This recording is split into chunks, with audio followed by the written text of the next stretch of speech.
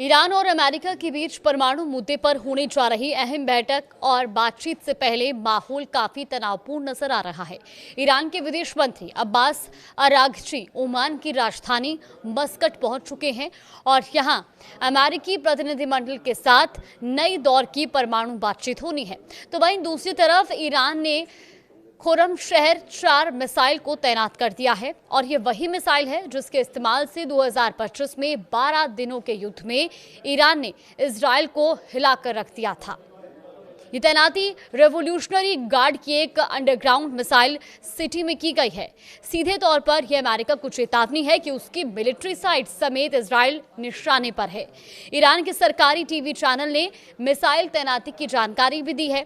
सरकारी मीडिया के मुताबिक ये कदम ऐसे समय में उठाया गया है जब ईरानी सेना की रणनीति में बड़ा बदलाव किया जा रहा है। अब IRGC रक्षात्मक रुख से हटकर आक्रामक नीति की ओर बढ़ रही है और इस बदलाव को क्षेत्रीय और बाहरी विरोधियों के लिए साफ और कड़ा संदेश बताया गया है। खुर्रमशहर 4 मिसाइल क्या है ये भी आपको बताते हैं।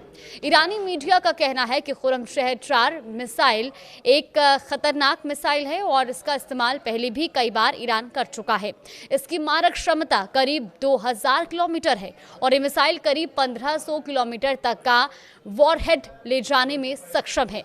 इसे ईरान की सक्रिय प्रतिरोधक क्षमता की रीढ़ माना जा रहा है। रेवोल्यूशनरी गार्ड से जुड़े न्यूज आउटलेट्स के अनुसार इस मिसाइल की सटीकता करीब 30 मीटर तक बताई गई है और इसकी गति भी इसकी सबसे बड़ी ताकत मानी जा रही है। यानी कि पृथ्वी के वायुमंडल के बाहर ये मिसाइल मॉक 16 की तरह तक की रफ्तार पकड़ सकती है, जबकि वातावरण में इसकी गति माक 8 तक रहती है और इसका मकसद दुश्मन की वायु रक्षा प्रणाली को और उसकी प्रक्रिया को बहुत कम समय देना है।